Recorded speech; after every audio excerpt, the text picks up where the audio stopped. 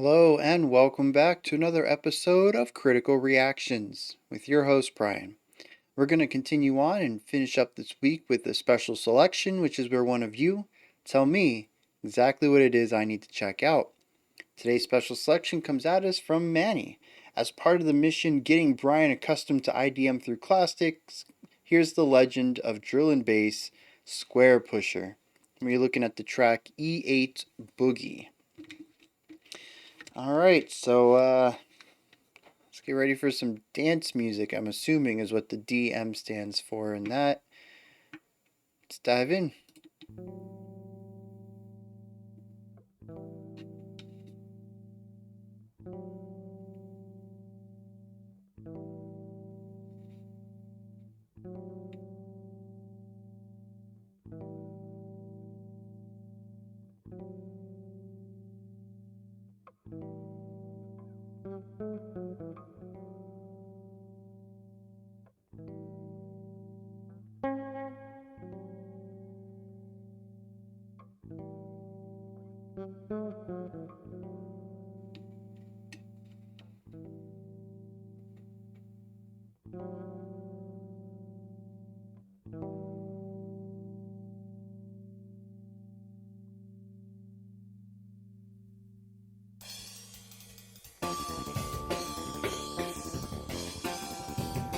Interesting intro.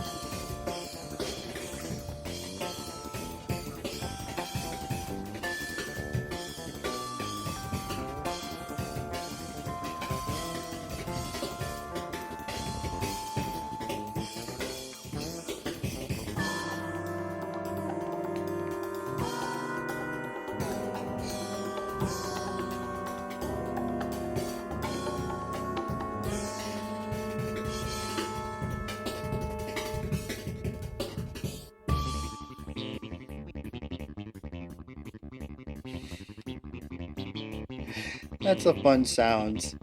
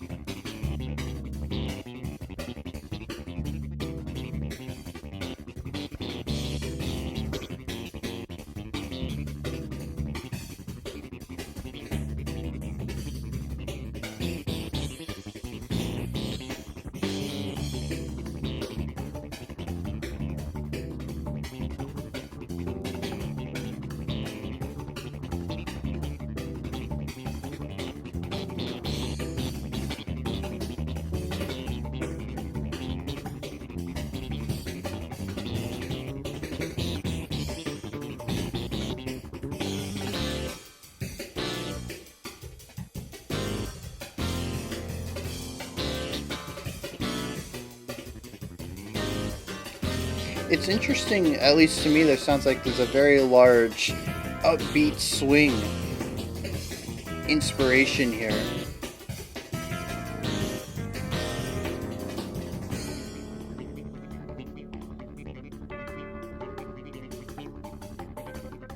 Assuming the sound on our right, it would be applied to a bass. The drums are pretty much already sound like drums. Yeah, this is up-tempo jazz.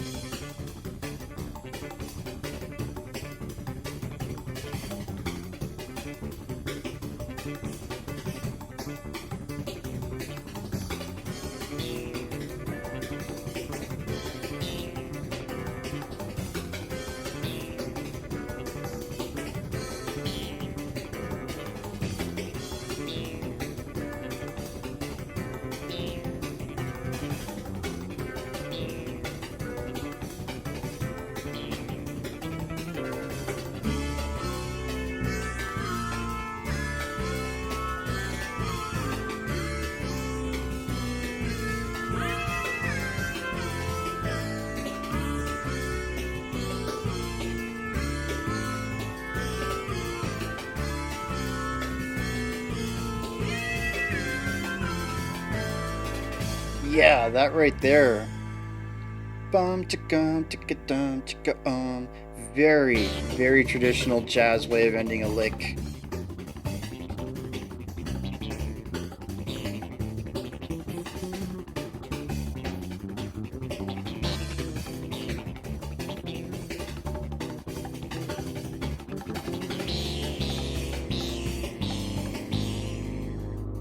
Interesting. We also have something that sounds closer to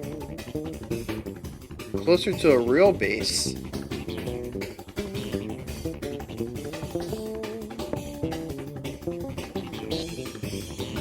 Spicy note choices, bass solo section.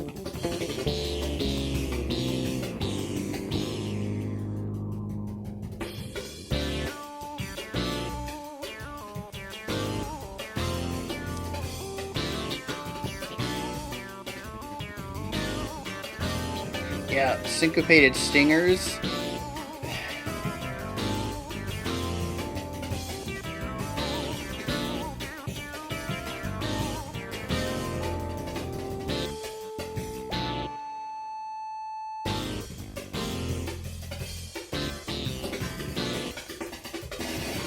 Ooh.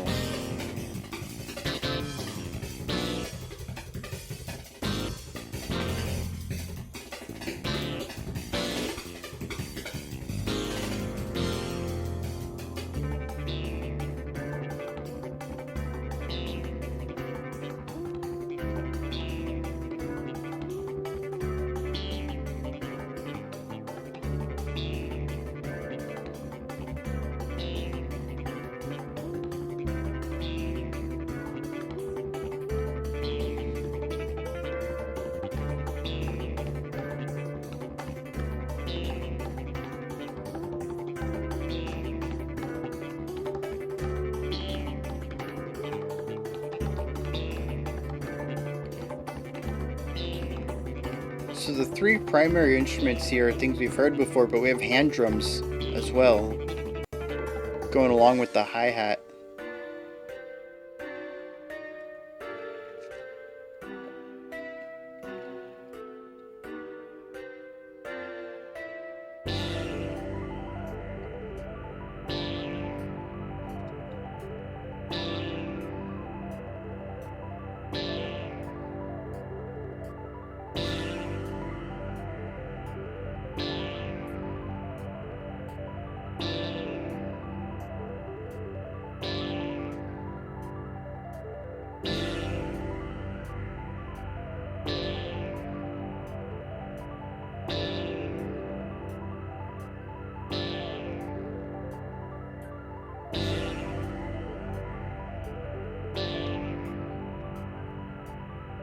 I like how our right hand instrument is getting springier and springier, but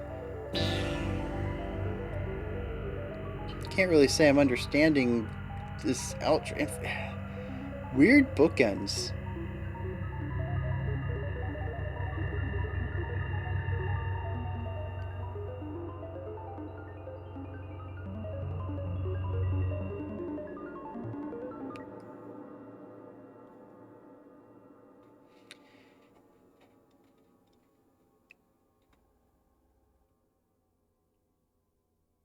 Okay.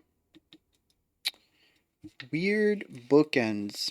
I want to take a moment just to discuss that.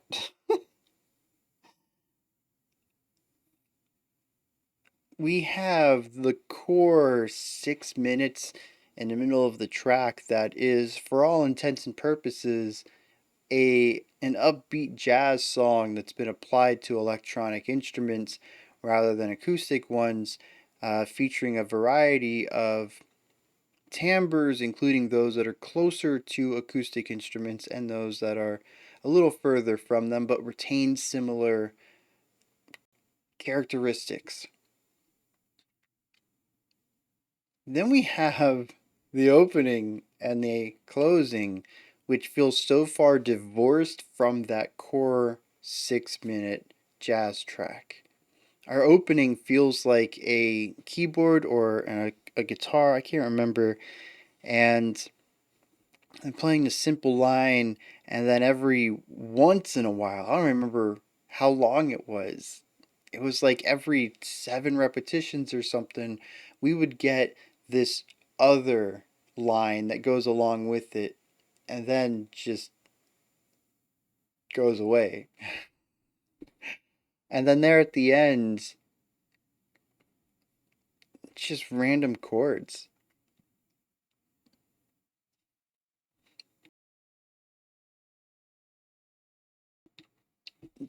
I I don't get them. I don't. Not only do they feel inconsequential to what I think is the meat of the music, but even in isolation, I don't understand what they're going for either way. The ending works as a fade out, but it's a fade out of a brand new idea that I'm just seriously of the mind. If you're going to bring something new to the table, how about you flesh it out?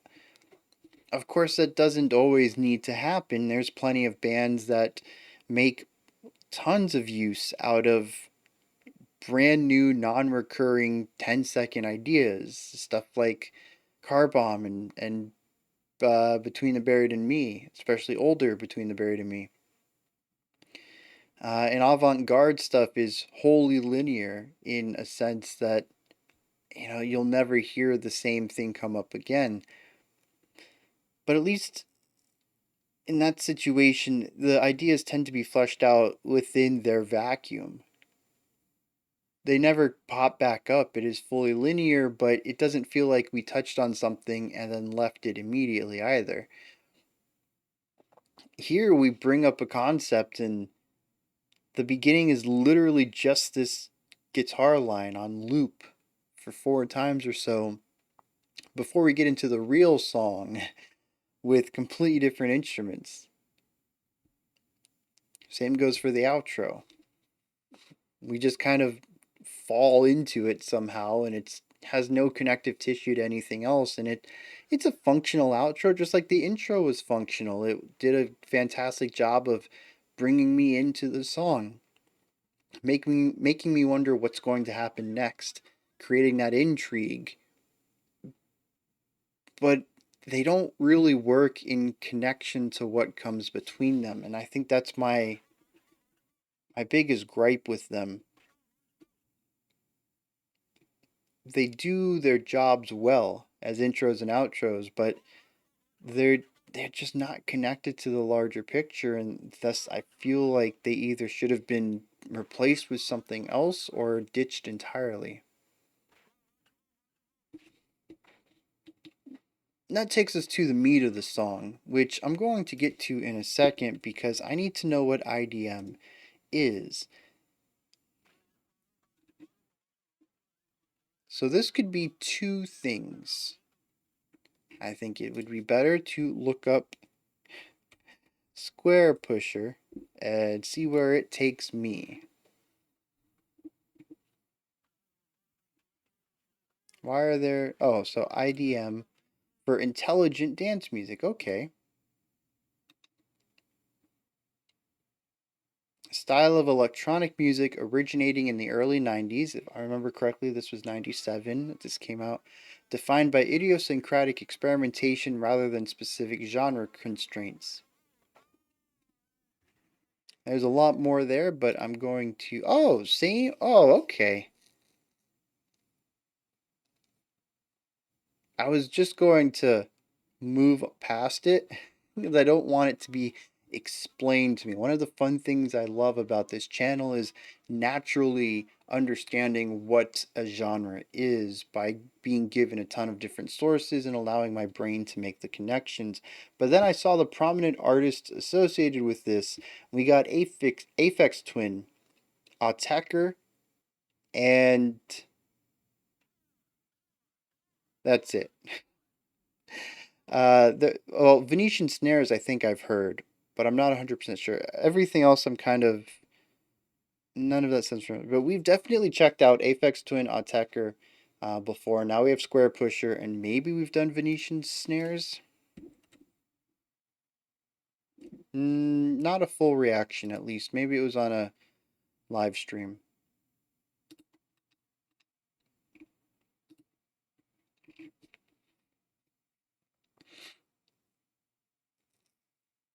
It's interesting then. This is why I don't like to read context.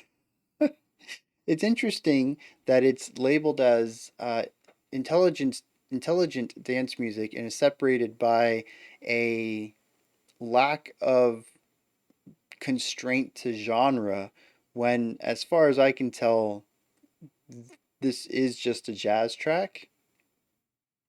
It's kind of interesting that it's a jazz track with electronic timbres, but I think that if we mapped this out to a, how does this work again? I'm trying to remember, like a jazz trio is just three instruments, right? So what would we call a rhythm section with three horns? I guess we could just call it a jazz band. We could map this out fairly one to one with a jazz rhythm section and a couple of horns and not really have to modify much of it aside from breath markers. Maybe breaking up some of the melodies unless we wanted to use circulatory breathing for some of the melodies that would be given to a horn that I feel nothing in here was designed with breathing in mind, which makes sense for the piano and two bass ideas, but and drums, but doesn't really make sense for some of the synth leads that I would give to, say, a saxophone or a trombone. But aside from the breathing, this is just an upbeat jazz track. I've heard a lot of music like this, not even bringing in the concepts that are very familiar to the point they're kind of tropey in jazz, such as that syncopated ending like that. That's just like such a cliche in jazz. And it was here. We had a bass solo. All the instruments came down to help allow the bass to be more present. We had a piano solo. Um, it's just, this is a jazz song. And it kind of blows my mind that this is what we got today. Not what I was expecting with a group or a person. This is a person, I think. Yeah, named Squarepusher, and being told that this is IDM, which I assumed correctly was electronic music. So this is a really cool surprise here. Now, getting into some of the nitty gritty here. Uh, the drums, 100% are up tempo jazz drumming. You can look for any sort of up tempo swing and especially drums, and you will hear 100 different kinds of drumming, very much like this fast technical cymbal work that plays around with both speed, angle, and accent, with really intricate snare work done against it. This is one of the hallmarks, I think, of fast jazz drumming to me. One of the things that stand out against faster styles in other genres is the amount of emphasis on single cymbal and the snare. The bass kick is present in here, just not often, and this kind of sits well with a lot of how jazz drumming works in general. It is very cymbal and snare heavy. The bass kick is used very irregularly, which is like the opposite of rock and metal music, where it almost feels like the bass is used more often than the snare. So in this we have really interesting rhythmic combinations, not just in the snare itself and the cymbal itself, but in the compound rhythmic ideas that they craft together. That pretty much sums up the drumming in every part of this. Then we have what I can only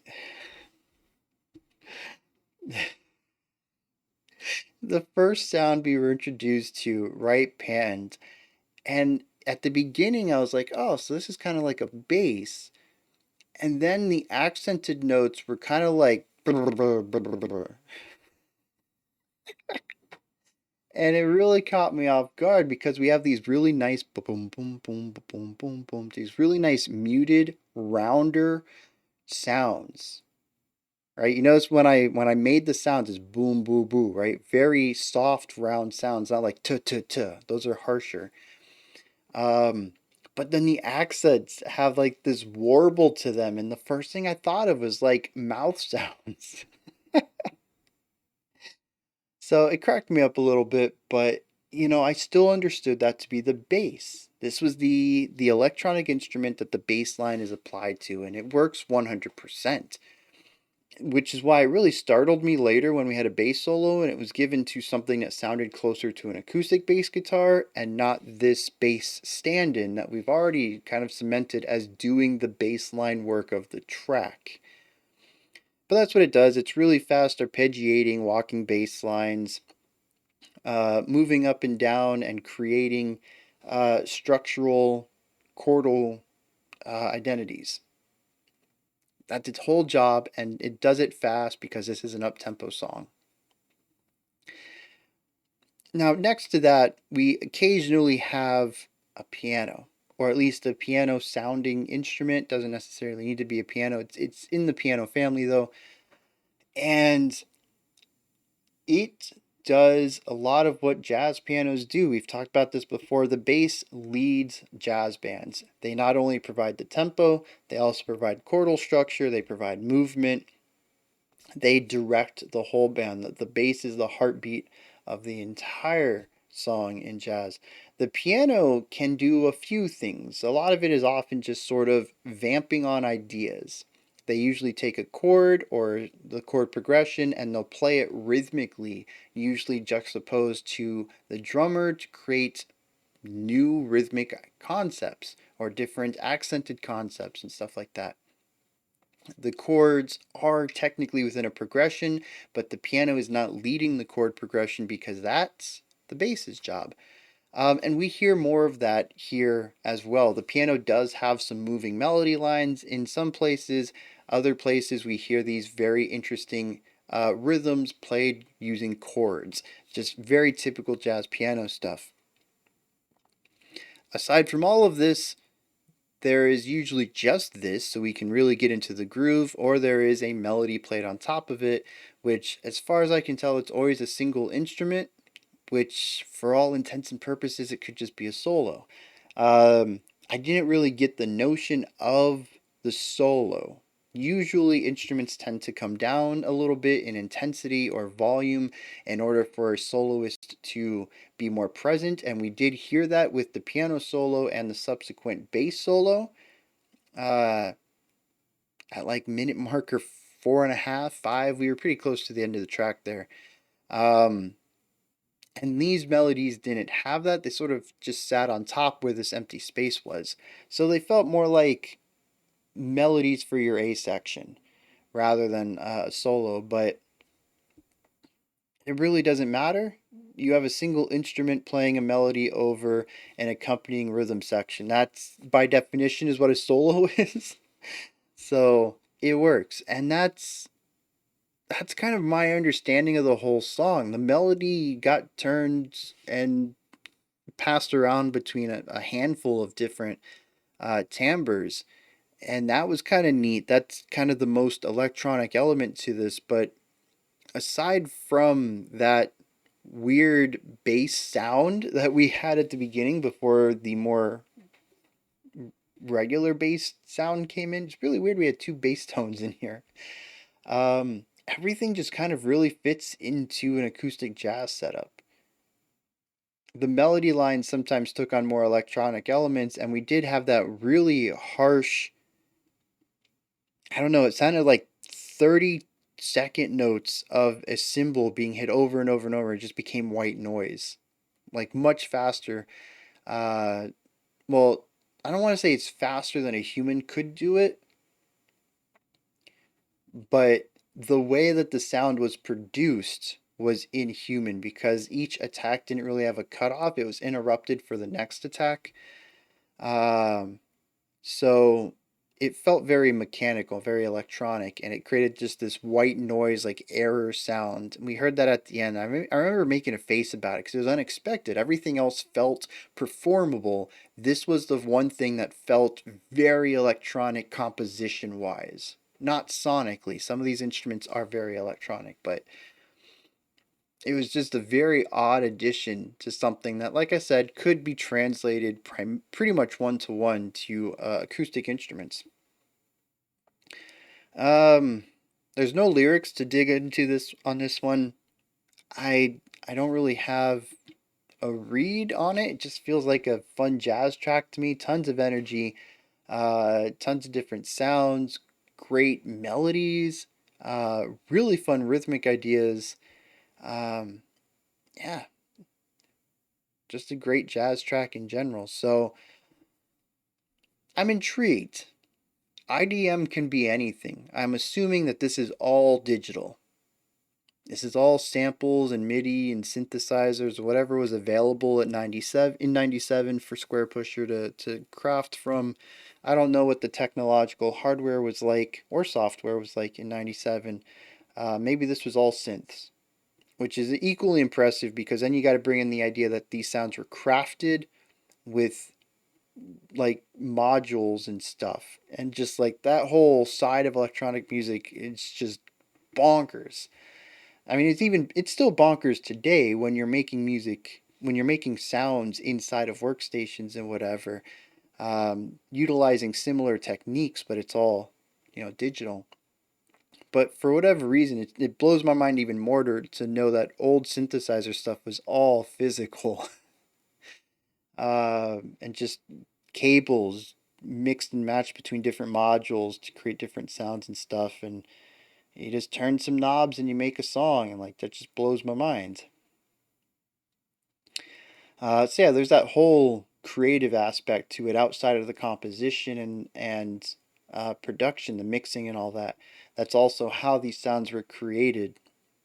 That's I'm outside of my depth for, but I do need to bring up because it probably is an aspect of this, and it's just kind of mind-boggling to think about all the work that would go into crafting the sounds that would be necessary to bring your composition to life.